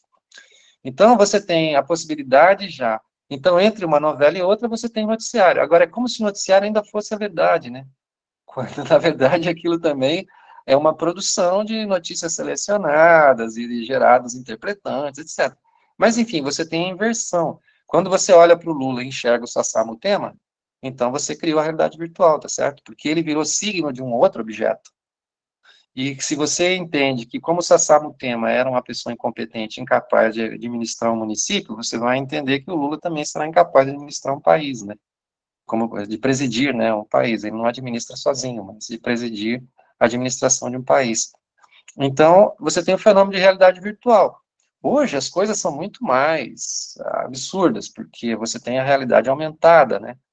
Então, você tem condição de pegar uma fotografia de um ambiente normal e você tem como agregar algo mais ali dentro. E você tem como agregar isso dentro de um vídeo, né? Você tem um vídeo, algo em movimento, você pode colocar mais um personagem lá dentro que não existia. Então, você tem um vídeo de alguma coisa que aconteceu, e lá você tem mais um personagem que não existia lá, mas que no vídeo aparece. E a pessoa que vê o vídeo pensa, não, eles estavam juntos lá, eu estou vendo aqui, ó, eu vi o vídeo, né? Então, você tem a realidade aumentada. Então, você não tem só uma realidade virtual no sentido de um conjunto de signos que são tomados como realidade. Você tem uma realidade que é aumentada com elementos semióticos que dão a condição de entrar num outro universo. E aí, para você enfrentar tudo isso, como é que faz, né? Ah, mas aquele vídeo não é verdadeiro. Como é que você sabe que é verdadeiro, que não é verdadeiro, né? Então, aí eles entram nessa discussão, essa discussão deles próprios lá, né? A Terra é redonda ou não é redonda? Como é que você sabe que ela é redonda ou não é redonda? Como é que você pode dizer que ela é redonda? Não é, cara. O que eu vejo é que a Terra é plana, né? Então, inclusive, um desses personagens aí morreu caindo de um balão, né? Porque ele subiu num balão para poder ver se a Terra era redonda, não era. O cara acabou morrendo, né? Um sujeito lá nos Estados Unidos, né? Enfim, umas maluquices assim que chega a isso. Mas a gente vai poder ver esse tema da lavagem cerebral aí. Eu não ia entrar nisso, meu negócio era outro. Mas, como eu estou vendo que as perguntas estão levando para isso, então vamos dar conta disso também aí nos próximos 2 encontros aí. Mas, licença, viu, Mance? Eu perguntei disso, mas pensando, porque você é um cara muito inteligente, você pega toda essa teoria aí, você constrói, né, ajuda a construir o movimento das redes de cooperativas, economia solidária, você transforma isso em realidades, né? Então, assim, não diga para mim que não sabe como que a gente vai combater isso. Assim, diga para mim como fazer. Vamos construir isso, pelo amor de Deus. Não, eu acho que o fato da gente ter conseguido, ainda que por uma fração de pequeníssima, mas ter conseguido virar essa eleição, né, prova que nós encontramos caminhos para fazer isso, né? Mas é preciso também relativizar o que a gente conseguiu fazer, sabe? Do ponto de vista do trabalho pedagógico, de comunicação, etc. Foi um negócio gigantesco que nós fizemos. Foi uma coisa, nós, digo, o povo brasileiro organizado em todos os lugares e de todas as formas como a gente pôde fazer, em todos os lugares, né? E todo mundo buscando encontrar caminhos, né, que conseguissem quebrar essa realidade virtual que eles criaram. Mas a gente não deve se iludir, porque se não tivesse sido um arco de alianças com setores da classe dominante e da burguesia, que o presidente Lula consolidou isso aí antes das eleições, eu não sei se o resultado teria sido esse, sabe? Então, nós tivemos uma vitória que foi importantíssima e a gente não pode arredar 1 milímetro do que foi as nossas conquistas, porque se não fosse toda essa mobilização popular e nossa capacidade de fazer diálogos e por todos os lugares, por redes sociais e nos territórios, nas comunidades, por todo o espaço onde, né? Isso não teria acontecido, mas é interessante perceber também que houve um movimento da burguesia no país, da burguesia liberal, que decidiu votar no Lula. E graças a esse movimento aí, é que talvez aquele 0, alguma coisa ali, que a gente precisou para eleger, houve, tá certo? Então tem que fazer uma análise bem objetiva de tudo isso, mas a gente tem sim vários mecanismos. Então, como eu estava te falando, os fluxos materiais, a gente tem que identificar os fluxos materiais. Como é que são alimentadas essas redes fascistas, nazistas, etc. De onde vêm esses recursos? Como é que isso funciona? E recursos não só que alimentam a produção, mas a sustentação disso, onde está, como é mantido, etc. Por exemplo, se todo esse processo de monetização daqueles canais bolsonaristas que estavam aí, se aquilo tudo tivesse sido cortado logo no início, possivelmente eles não teriam construído essa máquina toda que construíram. Foram cortar a monetização disso de uma forma muito... agora, né? Foram anos e anos, essa coisa gerando uma fortuna, né, pra gente. Então, xingou fulano, eu tenho audiência, cara, me dá dinheiro, vou xingar até a alma e se quanto mais absurdo eu falar que mais gente vier para cá, mais absurdo eu vou dizer, porque mais dinheiro eu vou ganhar, né? E essa era a cultura que estava colocada ali, né? E, então, a desmonetização disso. Então, os fluxos materiais, mas não só. É preciso entender, por exemplo, os fluxos materiais do golpe, agora, da tentativa desse golpe de Estado, o último agora, que foi mal sucedido, né? Quem financiou aquilo tudo? Da onde veio? Então, se você corta esses recursos, então você corta uma parte das redes, você corta uma parte disso. Depois, o fluxo de conhecimento. Da onde vem a informação? Da onde vem o conhecimento? quem qualificou, quem preparou, quem capacitou, quem ensinou, quem treinou, quem formou. É importante entender, porque essa gente que formou, treinou, capacitou, etc., eles continuam lá, treinando, formando e capacitando outros, que vão fazer a mesma coisa em outros lugares. Então, isso aqui também é super importante de entender. E é interessante porque quando você pega um discurso ideológico e você pega o conteúdo que está ali, e quais são as principais, os bordões. Então, você pega aqueles bordões do MBL, ou desses discursos deles aqui, da privatização, que não podia ter Bolsa Família, que não acabar com políticas de cotas, etc. e tal. Você pega aquele rosário que eles tinham como um programa básico, e você vai pesquisar. Qual é a origem disso? Aonde é que essas coisas estão? Como é que elas estão organizadas? Aí, onde é que você chega com tudo isso? Né? Eu cheguei lá no Partido Libertariano, lá nos Estados Unidos, entende? Você tem um programa lá, escrito em inglês ali, né? Claro, a língua deles lá, mas o programa ali todo detalhadinho, certinho, e que está basicamente traduzido aqui por esse movimento. Então, você fala, opa, aqui tem um fluxo de conhecimento. Bom, se tem fluxo de conhecimento aqui, também não haverá um fluxo de poder aqui? Vamos investigar isso? Aí você vai investigar, o que você descobre? Pô, meu, o PSL aqui, ele foi assumido por um movimento que estava comemorando lá nos Estados Unidos, no site do Partido Libertariano, lá, a conquista do PSL aqui, entende? Você fala, pô, aqui tem um vínculo de poder. Bom, se tem vínculo de fluxo de conhecimento, fluxo de poder, tinha fluxo de recursos também, tinha dinheiro que veio de lá também para fazer esse processo aqui. Vamos ver quem eram essas lideranças que estavam aqui ativando tudo isso. Quem é que bancou essas lideranças? De onde veio o dinheiro? Aí você descobre também. Então, o que acontece? Se a gente tem a capacidade de detectar esses fluxos no processo, tem um movimento que está indo, o movimento está indo, está indo. Epa, vamos identificar isso?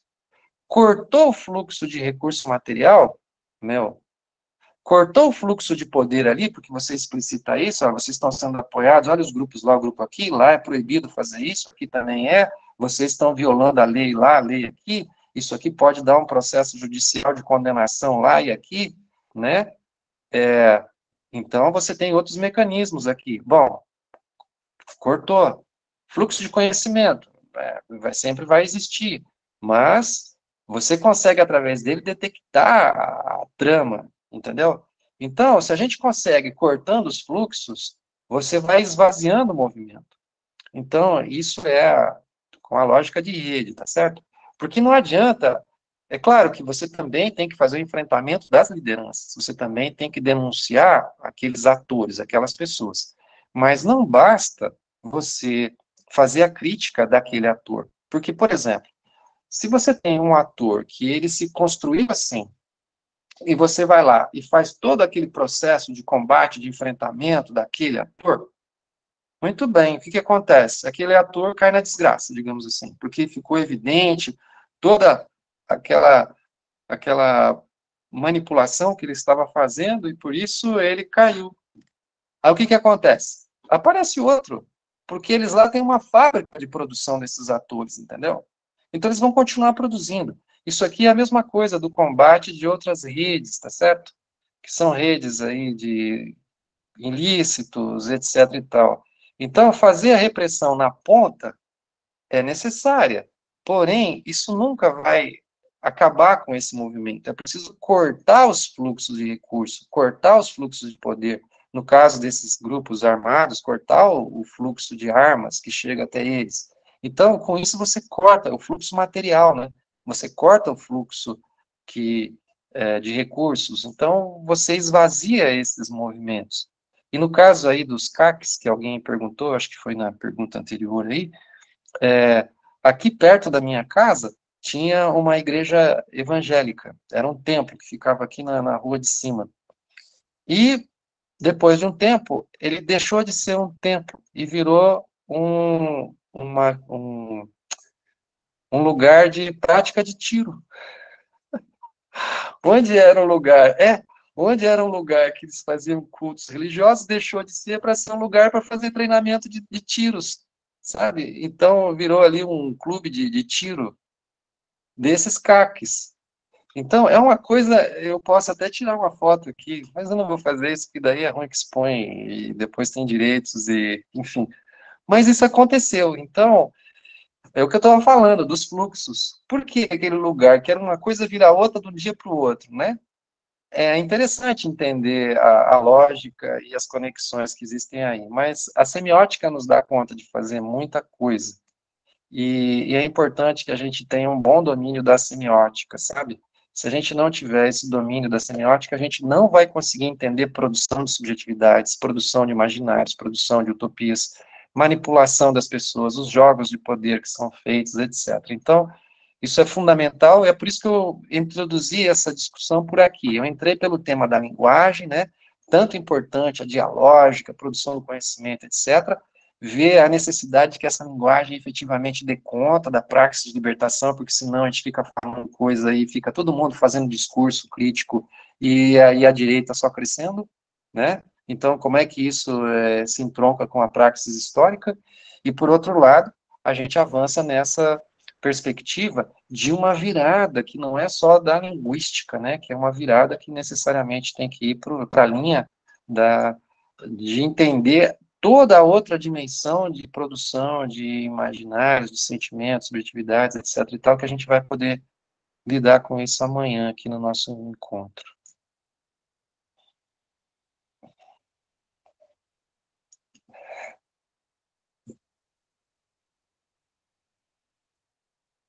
Breno, teu áudio está fechado.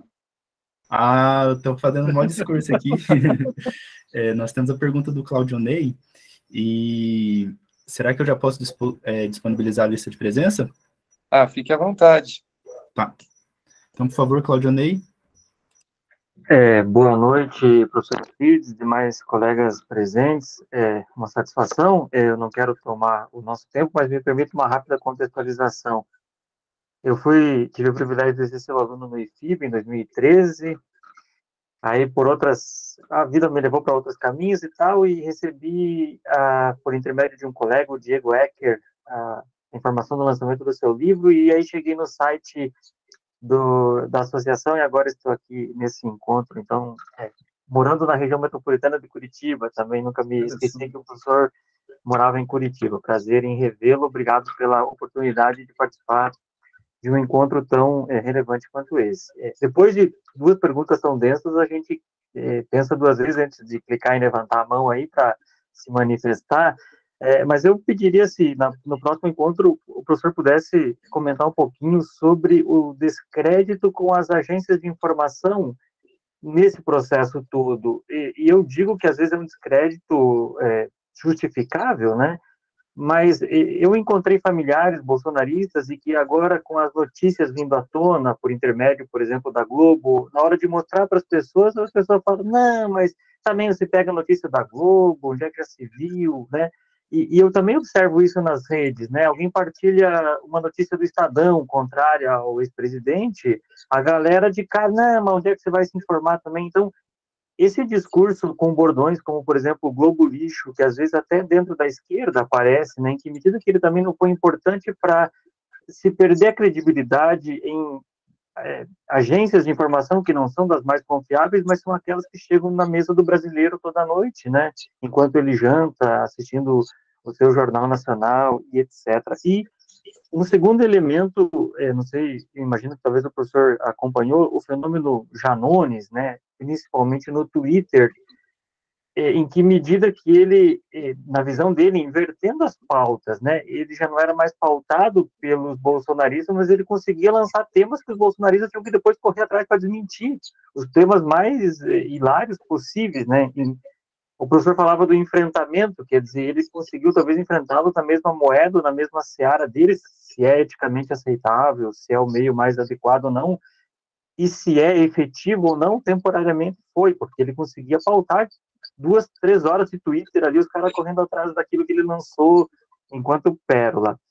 E, para finalizar, com relação ao título da nossa atividade aqui, apenas para brincar com o título, né, a filosofia da libertação no Brasil, eu gostaria que o professor também falasse da filosofia da libertação do Brasil, e não apenas no Brasil, né? Como é que está essa produção feita aqui em nível nacional, e como que está essa aceitação, porque eu lembro que 20 anos atrás já não era tão fácil essa aceitação da filosofia latino-americana nas universidades, e eu participei da atividade das 5 horas, e aquele que conversava conosco também falava que ainda hoje se encontra dificuldade e muito preconceito em se abrir as portas das universidades para que a filosofia latino-americana ganhe o seu espaço também nos cursos de filosofia.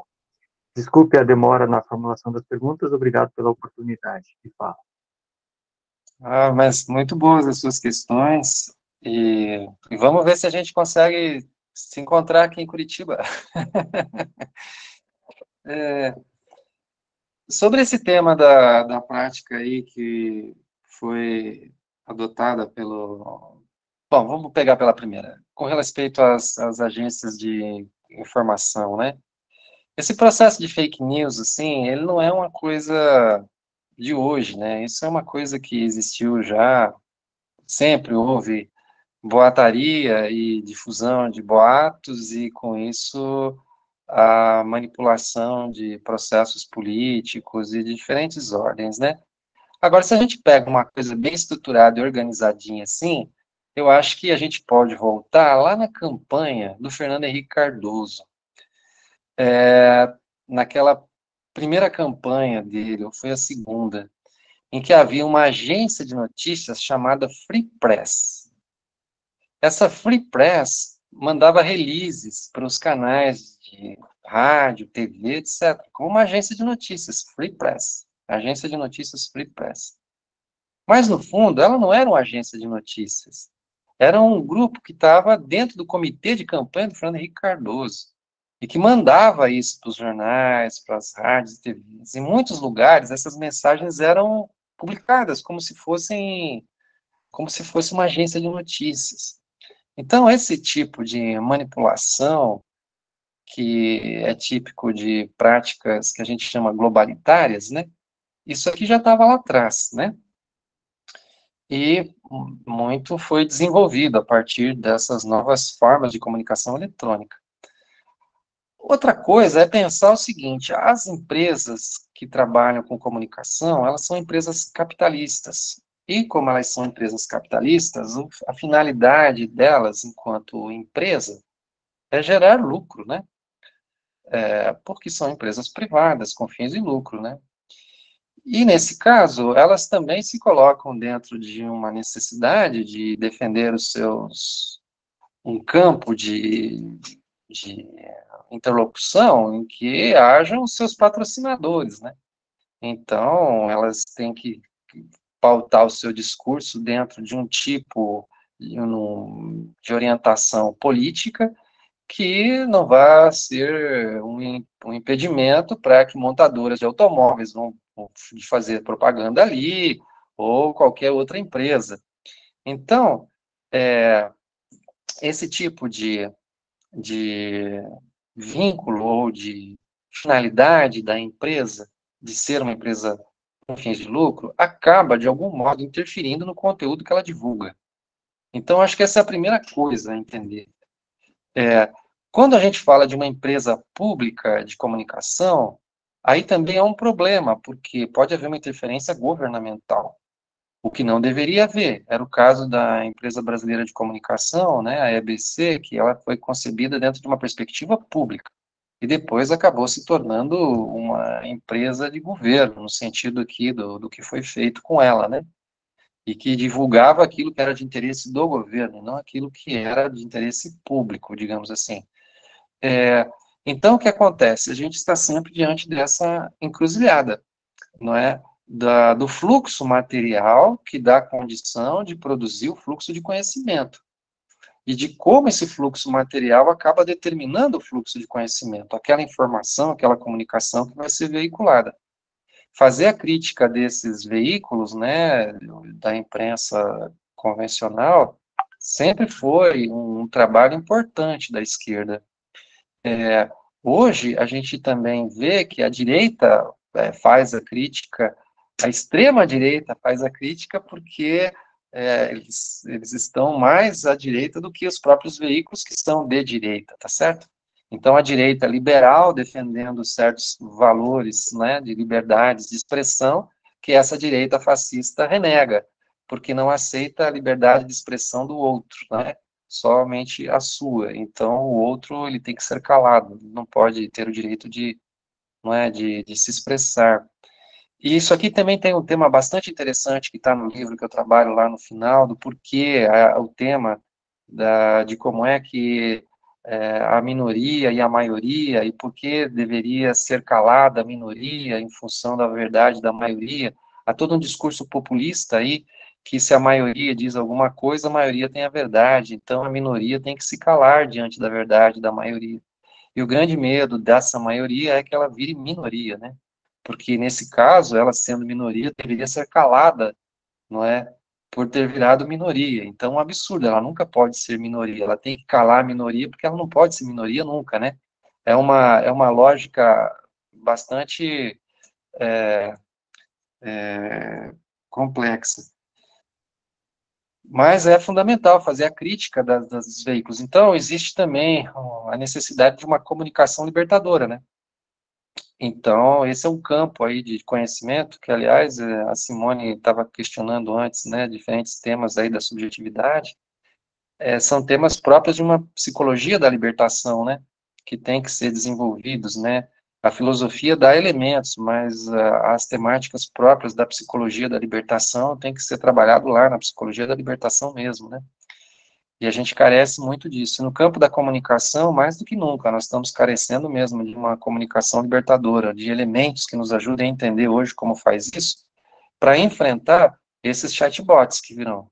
Porque esses chatbots que virão conectados nessas redes sociais aí, e mais, né, conectados do ponto de vista do modo de produção, as transformações, né, conectados a robôs que podem substituir trabalhadores na produção manual, com esses programas de inteligência artificial que têm capacidades de desempenhar N funções e se adaptar aos ambientes e ser capaz de ler o ambiente, tomar decisões ali e realizar tarefas e conseguir alcançar as finalidades previstas de forma autômata, né? São coisas que nós necessitamos realmente de uma elaboração importante a ser desenvolvida, e que nós não temos, né? Que nós não temos, e é muito importante que a gente tenha, e é importante que a gente desenvolva. Esses temas aí de como é que o Janones trabalhou aqui, eu acompanhei um pouco isso, vendo ali, todo dia tinha tarefa, e o que tinha que ser desenvolvido, e ele vinha com certos conteúdos, e o tema ali era, assim, não era para fazer uma fake news, era para pegar um elemento da realidade, mas, ao mesmo tempo, aquele elemento da realidade que era verdadeiro, ele era contraditório com aquilo que era o outro lado, e, ao mesmo tempo, vinha uma camada de interpretação aqui que ajudava a questionar a posição adversária, ainda que aquilo não fosse uma coisa importante para o lado de cá, mas era importante para quebrar o lado de lá, né? Então, foi uma coisa bem importante isso que aconteceu ali, eu acho, né? Houve realmente um trabalho que isso que você falou, né? Mas a gente tem que pensar o seguinte: a construção do novo supõe a adesão a um projeto. Então, a gente tem que ter claro quais são as nossas propostas que nós temos que realizar e o convencimento da sociedade em torno dessas propostas. Uma compreensão crítica, criteriosa disso que tem que ser feito, para que isso possa efetivamente consolidar uma hegemonia. Porque, do contrário, não há a possibilidade da construção do novo. Uma coisa é o processo político de enfrentamento das contradições. E um poder político é assim, ele se constrói no confronto. A outra coisa é o poder social. O poder social é aquele que constrói o novo. O poder político é o poder, por exemplo, da luta de classes. O poder social é o poder da solidariedade dos oprimidos entre si, na construção do novo modo de produção, do novo sistema de intercâmbio, do novo sistema de crédito, do processo cultural, pedagógico, educativo, etc. Então, essa construção do novo requer um poder social. Então, o confronto pode ajudar a consolidar um poder político, mas o poder social, ele se consolida a partir de uma solidariedade interna desses oprimidos na construção de um projeto estratégico. E é isso que é o mais importante. Então, se as pessoas deixam de votar no candidato A para votar no candidato B por conta de que, porque fulano de tal estava num templo de tal denominação e não poderia estar lá porque não sei o quê, e cria uma convulsão religiosa por aquele grupo religioso que vota em alguém por conta daquela religiosidade e vê que aquilo não é bem isso. Olha, ele tá mentindo, na verdade, então eu não posso votar nele, né? Então vou votar no outro. Mas isso não resolve o tema, porque a questão é qual é o outro projeto que eu tenho que defender e apoiar do ponto de ou participar da construção, tá certo? Então eu acho que esse é o tema nosso aqui, que a gente deve aprofundar aí também isso nessa discussão dos outros 2 dias aí, né? Gente, então, já tem gente que está saindo, está no horário mesmo, né, 9h30, então não quero abusar da paciência de ninguém, não. E aí a gente se encontra, então, aí amanhã, nesse mesmo horário, né? Aí, Breno, obrigado aí da mediação, Breno. Professor Euclides, a gente que agradece. Então, pessoal, amanhã, às 7h30, nós estaremos aqui novamente. Não, às 6h30, né? Não, é 7h30 mesmo. Isso, às 7h30. 7h30 às 9h30. Isso, perdão. Amanhã, então, às 7h30. Então, até amanhã. Até amanhã, um abraço.